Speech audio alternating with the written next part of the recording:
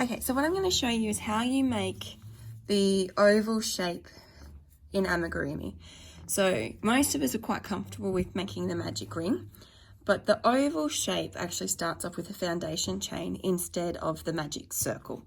So that's what I'm going to show you how to do today. Basically, to work it, you start with your foundation chain, which is in the center, and you work both the top and the bottom of the chain to create your shape. So that gives you your round, like you would do with your magic ring. The working the top and the bottom gives you that rounded oval-like shape. So what I've done is written down the first three steps for the teddy bear from Amigurumi Today that many of us have been making to go through. So I've only written down the first, I've written down the foundation chain and rows 1 and 2 to go through with you. The yarn I'm using is just is Lion Brand's wool spun. I picked a chunkier type yarn because I thought it'd be easier to see it up on camera. And the hook I've picked is probably not the hook, I think it's a 3, but you might want smaller or bigger. I just did it purely just for video purposes. So you need your yarn. I'm using wool as a stitch marker, as a tip that I learnt from somewhere. And one of the other patterns, I find it works really well rather than using the actual stitch markers that you click together, but it's purely personal preference. I'm also left-handed, so I do apologise if that makes it a bit confusing for you when I'm making it. It may look a bit backwards if you're right-handed, but I cannot crochet right-handed at all. I have to say I've only been crocheting a very short amount of time. I taught myself during the Australian summer, so I've only been actually crocheting for less than 6 months now, so bear with me. Yes, I would still consider myself a beginner. So to start your oval off, you actually want to start with a foundation chain. So to do that, if you're not familiar, you need to make yourself a slip knot.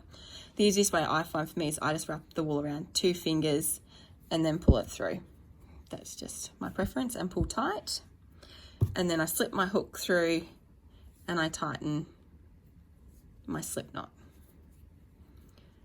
I can get it all facing the right way. All right, now you just want to chain 9. So yarn over, pull through, yarn over, pull through. That's 3, 4, 5, it should be 6. Let me count it. 1, 2, 3, 4, 5, 6. Yep, so I need 3 more. 7, 8, 9.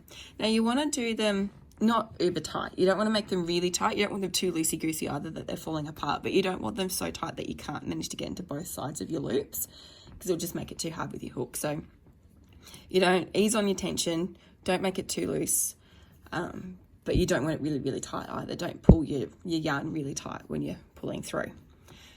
Okay, so that's my foundation chain. I'm now ready to start row 1. So row 1 says increase, second chain from the hook, single crochet in the next 6 chains, 3 crochet in the last stitch, turn, single crochet in the next 7. Most people can do the first bit, and to be honest, when I made my first oval, I understood the first bit. It was the turn that completely threw me off. And the turn basically it'll make more sense when we get there, but the 3 in the end basically make your corner, and when you turn, it's turning it so that this is now on top and you're now working into the bottom loops of the foundation chain. So starting with our increase, so second chain from the hook, so here's my hook, that's the first stitch, so that's the first stitch, we're ignoring that first stitch and we're going straight into the second, and we're doing an increase. So yarn over, pull through, yarn over, and then our increase, so we go back into the same chain, pull up a loop, yarn over, pull through. So that's my increase now done. Now we're going to be stitching just a single crochet in the next 6. So I can find it on my yarn, there it is. So 1,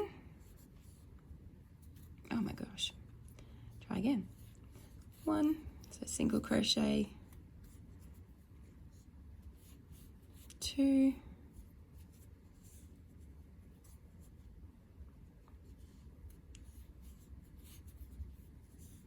3, oops, 4, 5, and that should be 6. Okay. it will try and curl in on itself. Just pull it back if you need to. Now, if you want to do a quick stitch count to see if you're correct, at this stage you should have 8 stitches. So I've got 1 stitch here. It's a bit trickier to see, but that's actually the first stitch we did. So that's 1, 2, 3, 4, 5, 6, 7, and that's number 8 just there. All right, so I've done the increase, second from the hook from the chain. Sorry, second chain from the hook, said that backwards. End of the workday, brain's not quite connecting. Then I single crochet to my next stitch, and now I want to put 3 single crochets here in this last one just before the knot. That creates our corner. So we go through 1,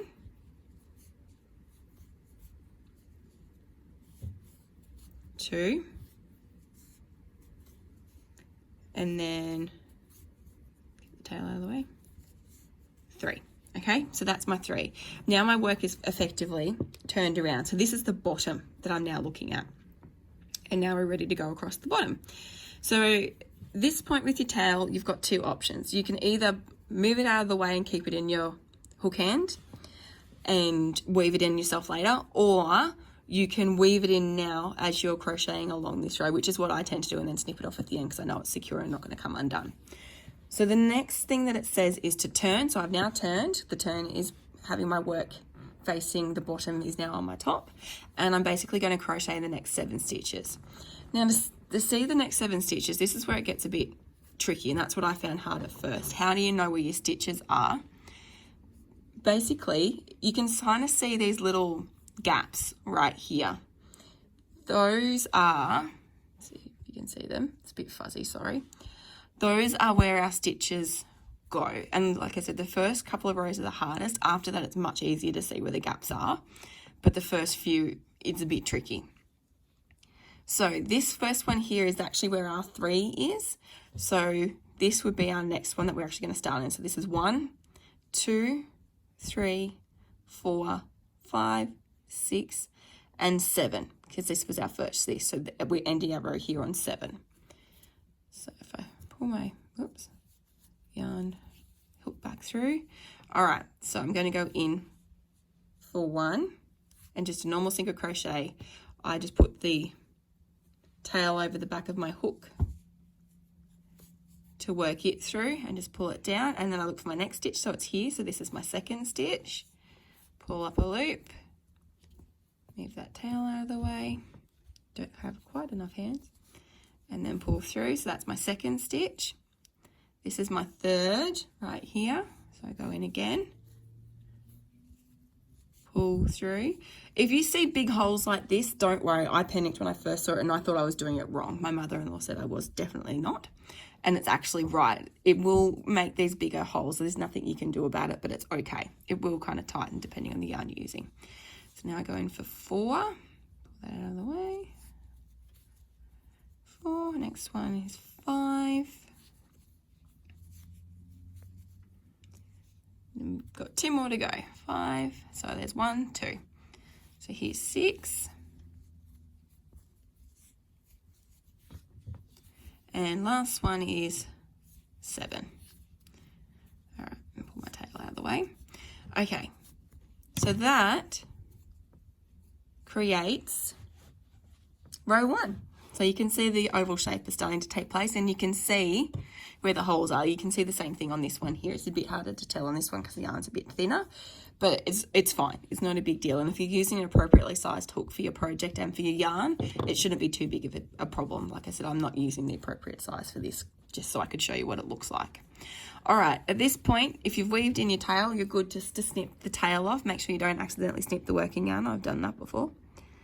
So I've snipped that off because it's all secured in. If you haven't, I'd weave it in now because it will start getting in the way as your rounds go on.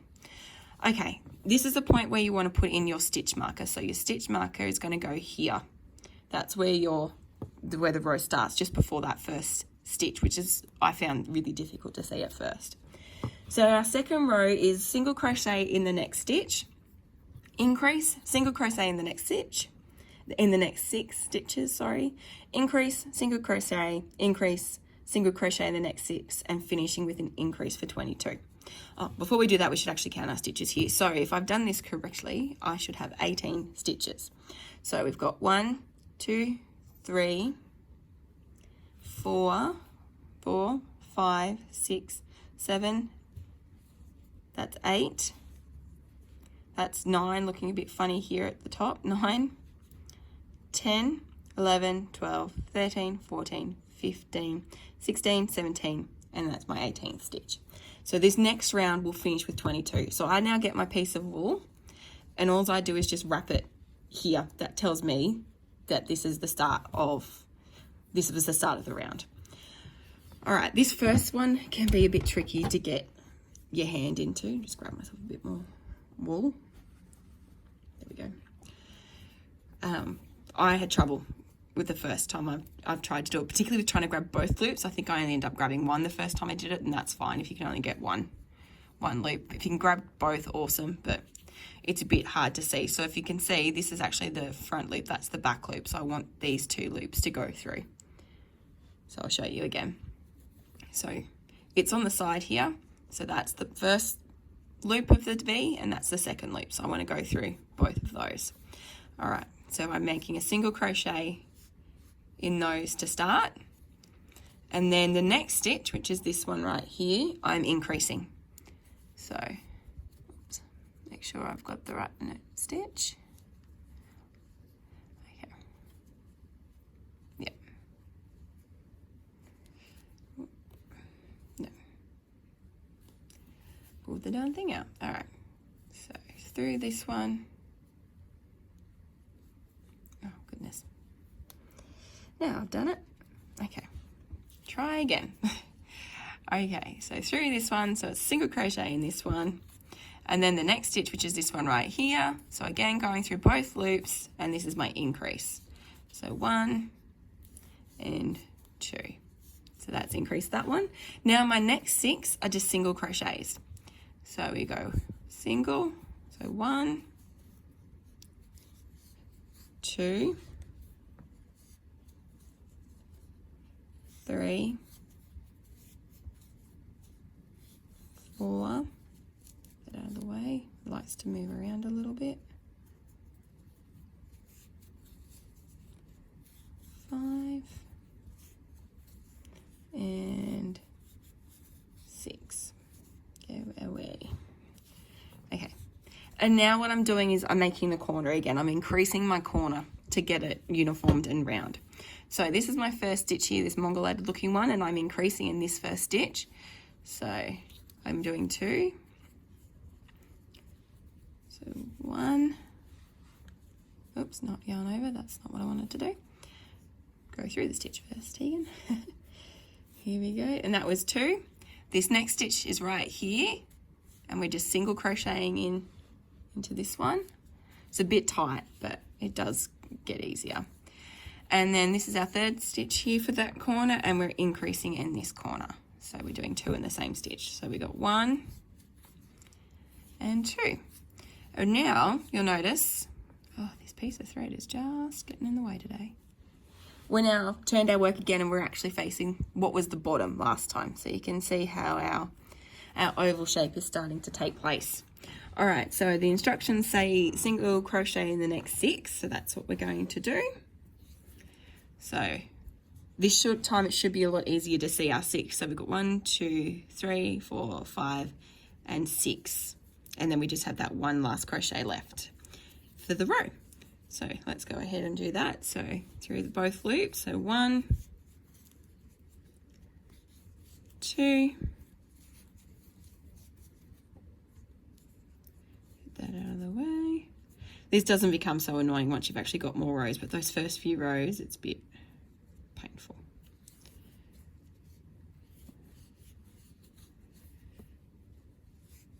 That's 3. That's 4.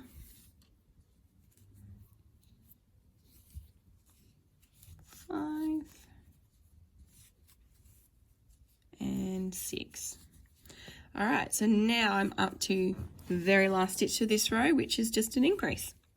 So I put my hook through and go 1 and 2.